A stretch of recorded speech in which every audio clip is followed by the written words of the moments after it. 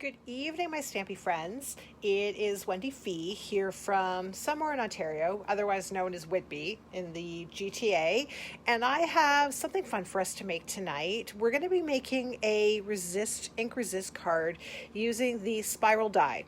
And when I made this card, I guess on the weekend, I've never, I own this die or this stamp, but I haven't actually used it yet. So I'm thrilled to be able to bring it out and actually create a couple projects with it. So tonight we're going to make this one here. It is a birthday card. It's got a lot of blending on it. And so because of that, it is ultimately just a little bit more difficult. It's really kind of more time consuming than anything else, but it's only two colors. We're using the mint macaron and we're using petal pink this evening. And we've got everything here. It's hopefully ready to go. And my iPad is not connecting whatsoever, so I'm just going to turn that off and we'll go off of my phone. I find technology is fantastic until it doesn't really work. So, okay. So this is the card we're making. I'm just going to pull a couple things out of the way so I don't get all messed up. So we're using the spiral die, and it is a full-size die. It would actually work really well in a Stamparatus. I just happen to have it on a clear block tonight. But it is one big full stamp. And what we're going to do with this is we're actually going to use Versamark ink, which I had around here. There it goes. We're going to use some Versamark ink and a piece of basic white cardstock and emboss this with white embossing powder. That's like our first step. I'm just going to put that over there. It is such a large stamp that these are always easier to ink upside down like this rather than trying to stamp this all over top of an ink pad, because that's when you kind of get inconsistencies in your ink. This is sort of related to what I had posted in my newsletter today. It's like my little tip where you take your photopolymer stamps and you put them onto your paper first and then pick them up with your block. There are certain things that just give you better coverage, better everything, and this is one of them. Okay. All right, so I have gone and I have inked this with Versamark ink, and I'm just going to put this piece of basic white kind of lined up. I'm very, as I keep telling people, I'm very visual, but I'm also very much a straight lines kind of person. So I'm just going to put this on, and we're going to give it a big squeeze. Hello to my friends who are watching this evening. So I'm just giving it a big, big, big squeeze because I want to have it nice and fully covered. And when I pick it up, it is going to stick because the stamp is bigger than the paper. And I'm just going to peel it off. Okay, so for tonight, just because it takes a long time to emboss this, we're not actually going to emboss it.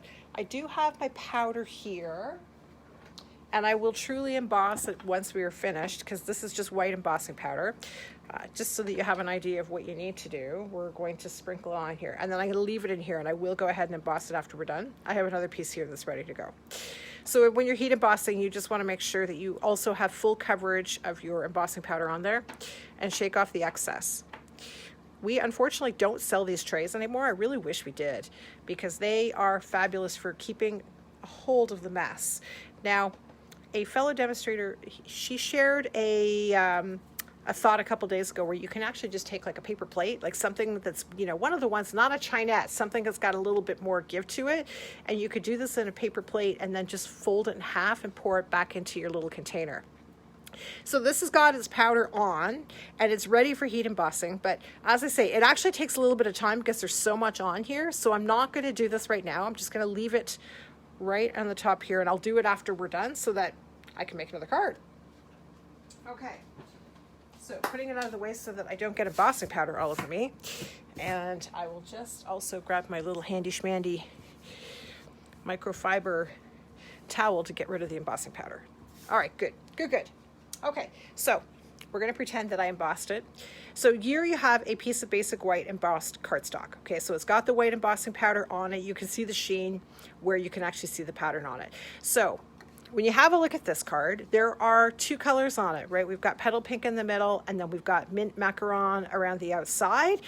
Generally speaking, it's hard to do things like this where you have colors that are a little bit different, because it's very easy to get huge blotches of color when you're using blending brushes. So what we're going to do is we are going to do this. I'm going to sit down because I can't see my phone right now. It is above me, so I'm going to try really hard not to knock it. Okay, so I've got the Petal Pink ink open and I have my embossed piece of paper here. So generally speaking, you never really want to start when you've inked up blending brushes in the middle of something, because when you do that, you end up with big splotches. And you can kind of see, like, you end up with, you know, bits and, I guess it's like a big splotch. It just ends up being one big thing, patch of ink, and it's really, really hard to blend out. Now, for this particular card, you can actually get away with this because you've got that piece of embossed cardstock in the center. I'm still going to tap off a little bit of excess ink when I do this. This is Petal Pink, right? It is. It's just the little piece on the inside does not look like it's the right one, but that's okay. So I am still going to tap off just a little bit because I still don't want a massive blotch, but I am going to start this in the center. And that's one of those things that very, very, very rarely do you ever actually have that chance to do that, because you don't want to have that massive splotch. And I keep going back into the center, and then I go and I kind of move it out a little bit. Just take a little bit more off and then kind of go back. I always start it in the center though, because I don't want that blotch somewhere else in here. Okay, so take a little more, but I'm not spending as much time in the center. So whereas when I first did it, I kind of went right in like this, now I'm bringing it out a little bit farther, a little bit farther. Okay, and I'm trying to sort of stay close to the rings of the actual tie-dye as well. Because whenever I see this, that's exactly what I think of as tie-dye shirt. Those things we used to make in camp when we were, day camp when we were, you know, like 14, 12 years old. Okay, bring a little bit more, because I don't want it to be all the way to the edges, because I don't want to blend it purely with the green, because that will absolutely change the color of the mint macaron underneath.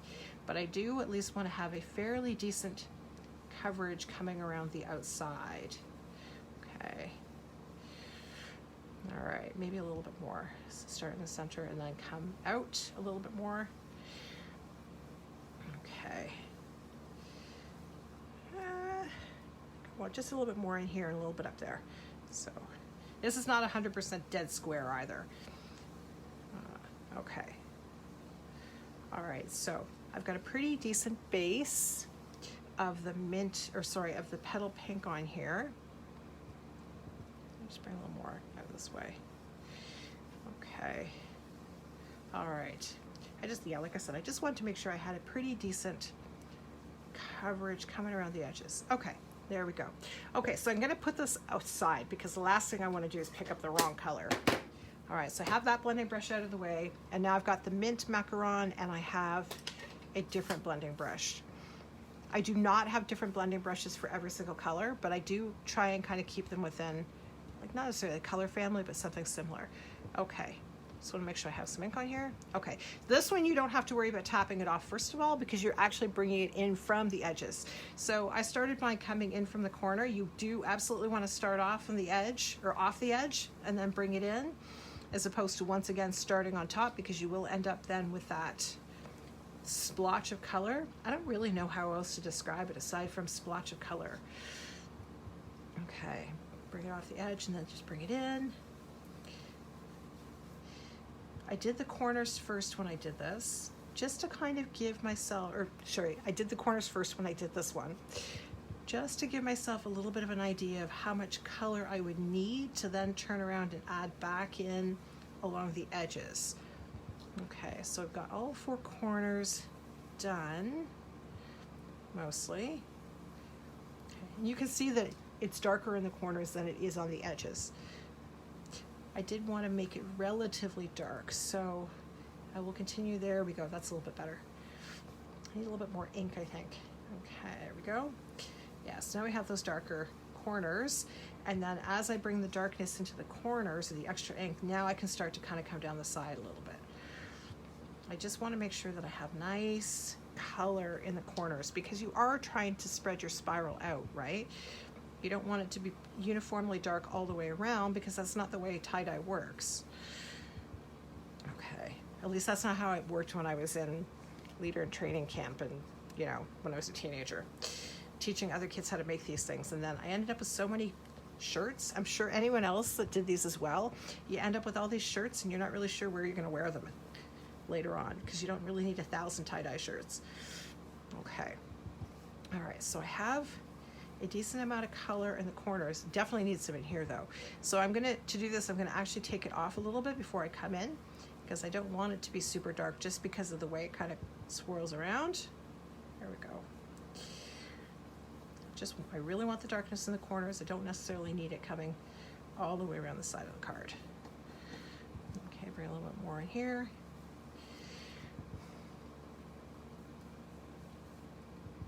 And let's see here, how are we doing? Oh, I like that side. Yeah, it just needs a little more on this side. Okay.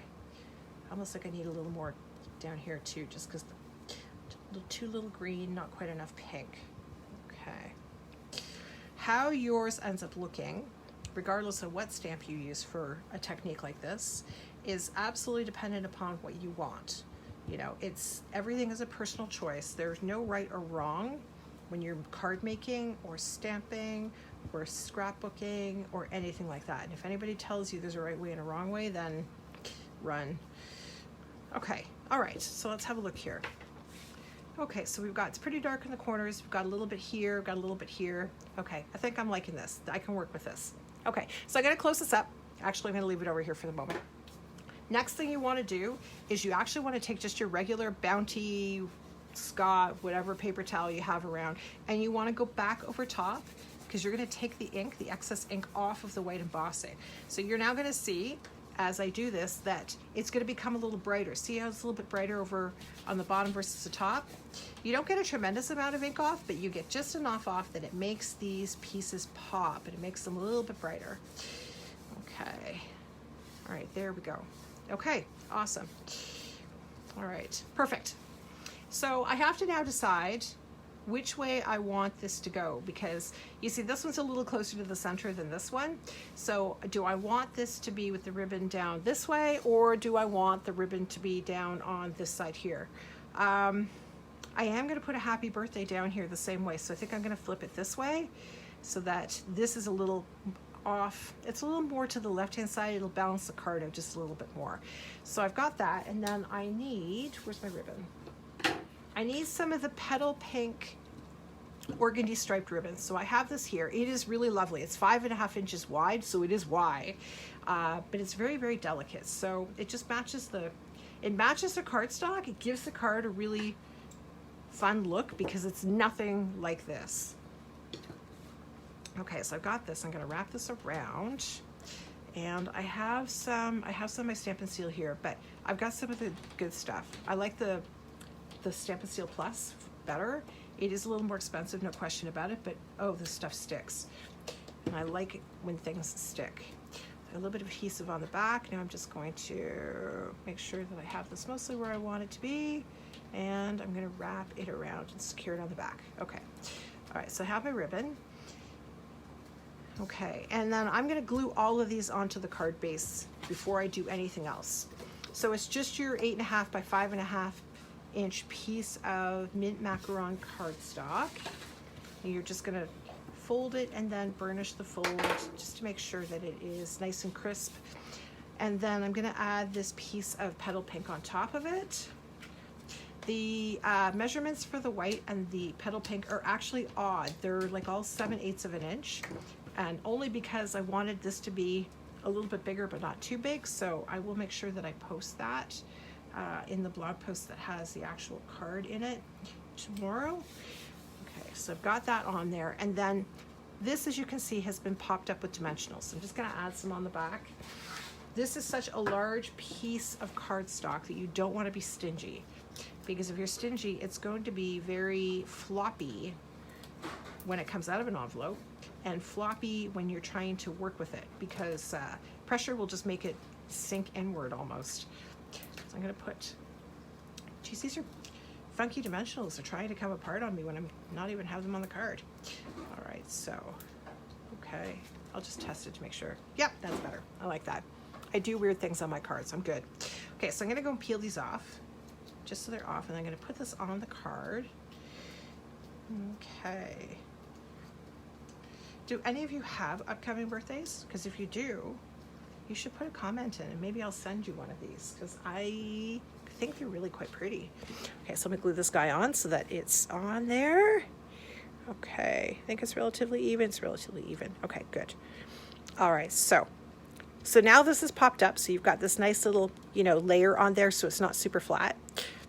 And it's a little bit squishy, which is kind of nice. Okay, so the next thing we've got is we have the happy birthday that we've got here. So the birthday comes from Peaceful Moments, so it's just sitting in here. It's got some nice fonts in it, and so this is just like the perfect size for this card, because you don't want anything too big. It'll take away from this, and this is what you want to see. You don't want this to be overwhelmed by a huge sentiment sitting in the center there. So the happy birthday comes from here, and I've got the mint macaron, which is why I did not close that ink up. So I would just stamp it on a piece of basic white cardstock. So maybe if I add a little more pressure, that would be a good thing. Okay, that's better. Okay, and then I've gone to this one here has been die cut with the this particular die here in the Stitch So Sweetly set, the set that I always forget to use and love it when I pull it out. So I did cut one ahead of time just to make sure that I have one here and you don't have to listen to me try and do that. So we've got one here. And I'm going to attach this to the card with dimensionals too, but here's the one thing you do need to remember. You need to make sure the dimensionals sit outside of the ribbon, because if you put them just here and sit it on top of the ribbon, this is all going to flop around as well. So it's good to put them here to hold it, but you really want to make sure you have a couple pieces there as well. So I'm going to just add these bigger ones here, and then I want to do like my favorite trick and then just take a couple of the pieces off the edge.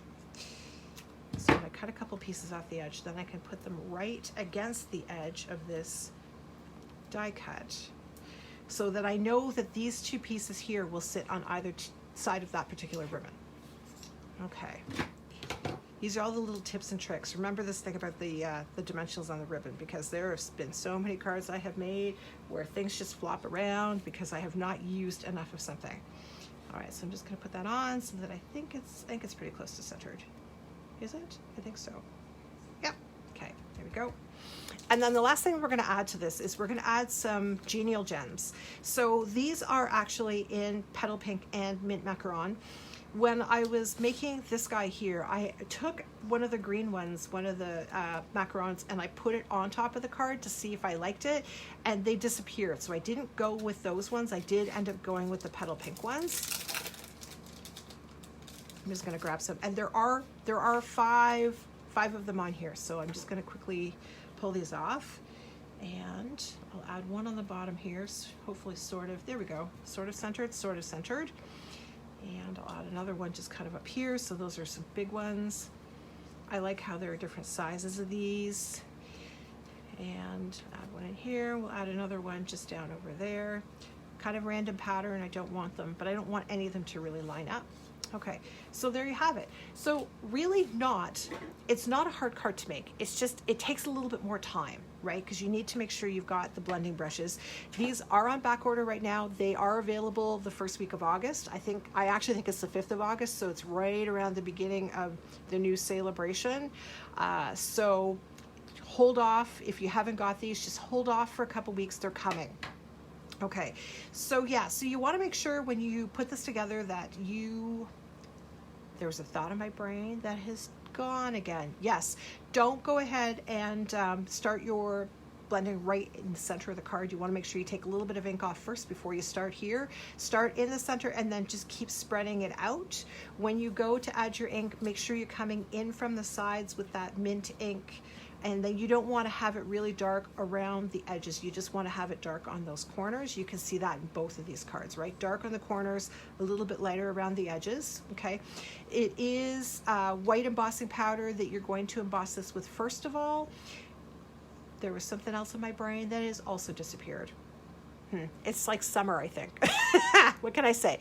But really, yes. So the big thing is that it just takes a little bit of time to get all that color on with your blending brushes. Okay. So I've got one other card I'm going to show you. It is the same and completely different. And for anybody who loves these, I am not sure what you're going to say about the second one, because it is completely different. Like it's kind of bright. So Magenta Madness is a very, very bright color in our catalog right now. It's really nice for flamingos, but it is a really, really bright color. So what I did is I actually did two of these when I was playing last weekend. So this one was done with white. The other one I did with clear embossing powder. And it was actually the card that I created first, just because I wanted to see what all the color would look like sponged on. So it is this one here. And the only ink that's on here is the Magenta Madness. So it is bright, but I really like it because it is just really striking. So this is clear embossing powder, and it absorbed more of the pink ink, probably because the pink ink is really, really strong. So I did the same thing, and then I came in from the corners, but there's nothing in the center, right? It's just this ink that I brought in from the corners towards the center. You can do this with any color. It obviously does not need to be Magenta Madness, but take a color, pick a color that you like. Just make sure you start from the corners, and then you can go along the edges afterwards, and you want the lightest to be in the center, darkest around the edges. Okay, now the good thing about this color though is it lends itself incredibly well to black, and which is why it has got this big black sentiment on there, and I added a couple of the black matte dots. So this is absolutely not everyone's cup of tea, and I totally get it, because these ones are pretty delicate, like relatively speaking, and this is kind of like a bull in a china shop. Definitely okay, nothing wrong with it, absolutely nothing wrong with it. It's just a little different. Okay, so just to recap, the actual stamp itself is spiral die. The sentiment comes from Peaceful Moments. They were die cut with the Stitch So Sweetly dies. So it is mint macaron, petal pink. These are genial gems. Okay, everything here is in the big annual catalog. Nothing is in the new upcoming July. I keep saying holiday mini, but it's not. So July to December mini catalog that's really starting in August.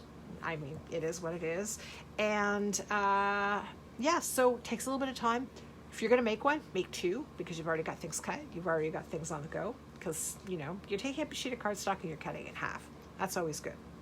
Okay, so I'm going to go ahead and photograph this tomorrow morning, because I haven't photographed it yet. So I'm going to photograph it. It's going to go on to my blog. I will put the directions, I'll write them, and I'll put them up with that. And then, of course, you can come back here if you want to see exactly how I went and did my coloring, because they're both a little bit different. And if you have any questions, go ahead and add them in the comments of this particular video, and I'll be more than happy to answer them. If you've got any suggestions, like absolutely, you know, just for colors and stuff like that, put those in there as well, because maybe I'll make another one with a totally different set of colors or a different color scheme. Why not? So go ahead and put like a different color scheme in the comments. Maybe we'll make it. And if you have a birthday coming up, add your name. Maybe I'll send you one. And I think that is it for this evening. So thank you so much for joining me. I am going to try to download this from Facebook to YouTube, because I want to try and start pulling things off of Facebook in case Mark Zuckerberg decides to do something really strange and lock us all out. So I'm going to try and pull it from there and then put it onto YouTube, because I do have a YouTube channel, and that way it'll be a little bit easier to find some of these as well when you're looking for them. Okay, so have yourselves a lovely evening. Thank you so much for stopping by, and we will see you next week. Have a great night.